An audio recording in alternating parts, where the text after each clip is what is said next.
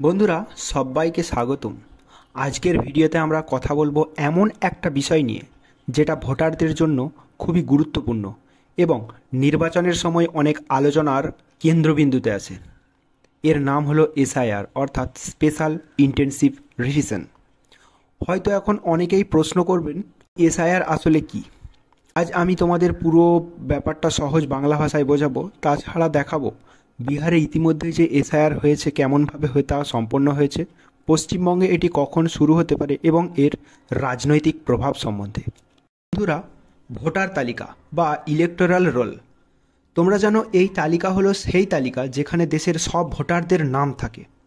এই তালিকাটি সময়ের সঙ্গে সঙ্গে পুরনো হয়ে যায়, অনেক মানুষ মারা যায়, কেউ আবার নতুন জায়গায় চলে যায়, কেউ নতুনভাবে এই তালিকায় যুক্ত হয়। এক্ষেত্রে যদি তালিকাটি ঠিকমতো না রাখা হয় তবে নির্বাচনের অনেকাংশেই ভুল হতে পারে। এখানেই আসে এসআইআর, অর্থাৎ স্পেশাল ইন্টেনসিভ রিভিশন। এসআইআর হলো এক বৃহৎ পুনর্সমীক্ষা যেখানে নির্বাচন কমিশন ঘরে ঘরে গিয়ে সমস্ত ভোটারের তথ্য যাচাই করে। তালিকায় থাকা যেসব নাম ভুল, মৃত বা ডুপ্লিকেট সেগুলিকে বাদ দেওয়া হয়, আর নতুন যোগ হওয়া ভোটারদের নাম সঠিক এবং নির্ভুলভাবে অত্যন্ত যত্ন সহকারে যুক্ত করা হয় এই নতুন তালিকা। তাহলে ভাবো, এসআইআর হলো এক ধরনের electoral role cleaning and updating প্রক্রিয়া, যাতে নির্বাচন ঠিকঠাকভাবে ও সুষ্ঠুভাবে অনুষ্ঠিত হয়। আইনগতভাবে এই প্রক্রিয়ার ব্যাকগ্রাউন্ড হলো representation of the people act 1950, ধারা নাম্বার 21(3). এই ধারা অনুযায়ী নির্বাচন কমিশন কোনো নির্দিষ্ট এলাকায় বিশেষভাবে ভোটার তালিকা যাচাই করার ক্ষমতা রাখে। তাই এসআইআর একটি আইনগতভাবে অনুমোদিত প্রক্রিয়া, কিন্তু বিতর্কের কারণ হতে পারে এর টাইমিং এবং বাস্তবায়নের যে ধরন তার প্রকৃতির ওপর। এই এসআইআর কিভাবে করা হয়ে থাকে?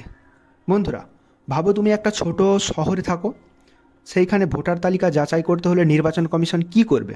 প্রথমত বিএলও বা বুথ লেভেল যে সমস্ত অফিসার রয়েছে তাদেরকে প্রত্যেকের বাড়িতে পাঠাবে, সবার জন্য তথ্য যাচাই করবে, অর্থাৎ নাম, ঠিকানা, বয়স, পরিচয়পত্র ইত্যাদি।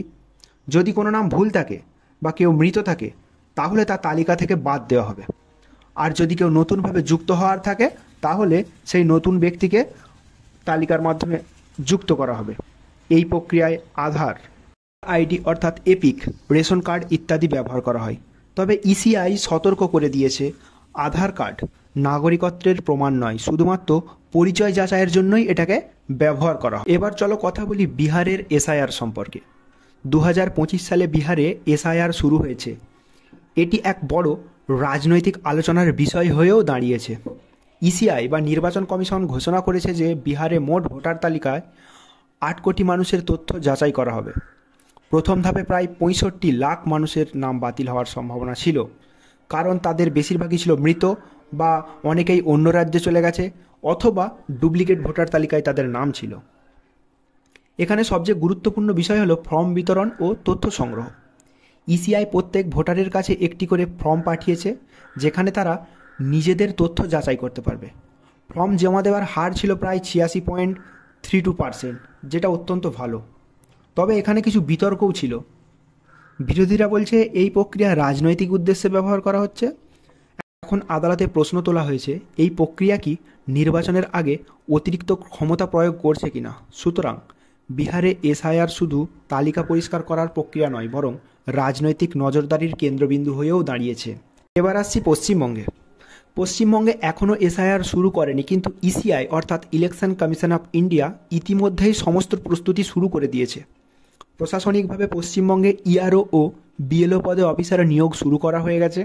তাদের কাজ হবে প্রতিটি ভোটার তালিকা যাচাই করা এবং পুরনো তালিকার সঙ্গে তা মিলিয়ে দেখা।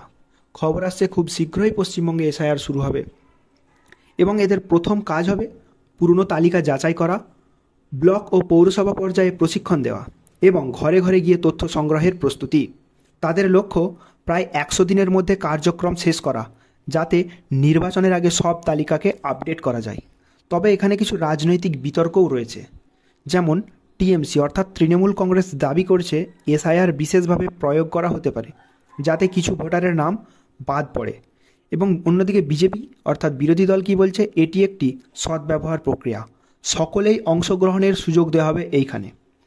বন্ধুরা, এই ধাপটি অত্যন্ত গুরুত্বপূর্ণ, কারণ পশ্চিমবঙ্গে এসআইআরের ফলাফল নির্বাচনের রাজনীতিতে একটা বড় প্রভাব ফেলতে পারে। তো তোমাদের কি মতামত এই বিষয়ে অবশ্যই সেটা কমেন্ট সেকশানে কমেন্ট করে জানিও। যারা প্রয়োজনীয় কাগজপত্র দিতে পারবে না তাদের নাম ভোটার তালিকা থেকে বাদও পড়তে পারে।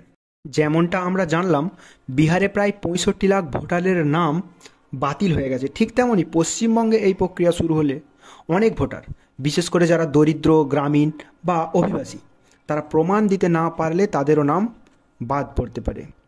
রাজনৈতিক বিশ্লেষকেরা বলছেন এটি নির্বাচনের ফলাফলের প্রভাব ফেলতে পারে। যেখানে নির্দিষ্ট অঞ্চলে নির্দিষ্ট জনসংখ্যা বেশি, সেখানে এসআইআরের ফলাফল ভোটের পার্থক্য তৈরি করতে পারে। এই কারণে বিরোধী দলগুলো সতর্ক ও তৃণমূলও পশ্চিমবঙ্গে এসআইআর নিয়ে খুব সতর্ক। তবে নির্বাচন কমিশন বলেছে এই প্রক্রিয়া সতর্কভাবে ও সুষ্ঠুভাবে করা হবে। যারা তথ্য দিতে পারবে না তাদের জন্য আবার সুযোগ থাকবে তা ঠিক করবার।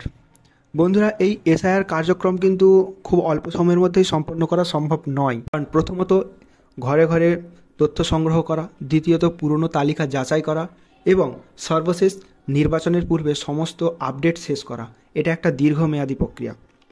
তো সাধারণ মানুষকে অবশ্যই সচেতন হতে হবে, নিজেদের তথ্য যাচাই করে রাখতে হবে। এপিক, আধার, রেশন কার্ড, সমস্ত কিছু তথ্য যেগুলো প্রয়োজনীয় তথ্য সেগুলোকে আপডেট রাখতে হবে এবং প্রস্তুত রাখতে হবে নির্ভুলভাবে। ভুল থাকলে অবশ্যই বিএলও বা ইআরওকে তা জানানো দরকার। এই ধাপগুলি মিস করলে ভোটার তালিকা থেকে নাম বাদ পড়ার ঝুঁকি বাড়বে। বন্ধুরা, মনে রেখো, ভোটার তালিকা শুদ্ধ রাখা কিন্তু ডেমোক্রেসির জন্য অত্যন্ত গুরুত্বপূর্ণ। এসআইআর শুধুমাত্র তালিকা পরিষ্কার করার জন্য নয়, এটি নির্বাচনকে সুষ্ঠু রাখার ও গুরুত্বপূর্ণ পদক্ষেপ। যদিও রাজনৈতিক বিতর্ক আছে, তবুও সব ভোটারকে এখানে অংশগ্রহণের সুযোগ দিতে হবে। বন্ধুরা, আজকের ভিডিওতে আমরা এই সব কিছুই জানলাম। তো ভিডিওটা কেমন লাগলো অবশ্যই কমেন্ট সেকশানে কমেন্ট করে জানিও। আর এই রকম গুরুত্বপূর্ণ আপডেট পেতে লাইক, শেয়ার, কমেন্ট অবশ্যই করো। আর চ্যানেলে নতুন হলে আবারও বলবো, চ্যানেলটা সাবস্ক্রাইব করে পাশে থাকা বেল আইকনে ক্লিক করে অল নোটিফিকেশান সিলেক্ট করে দিও, যাতে এরকম গুরুত্বপূর্ণ লেটেস্ট আপডেট তোমরা খুব শীঘ্রই জানতে পারো। তো দেখা হচ্ছে পরবর্তী নতুন ভিডিও।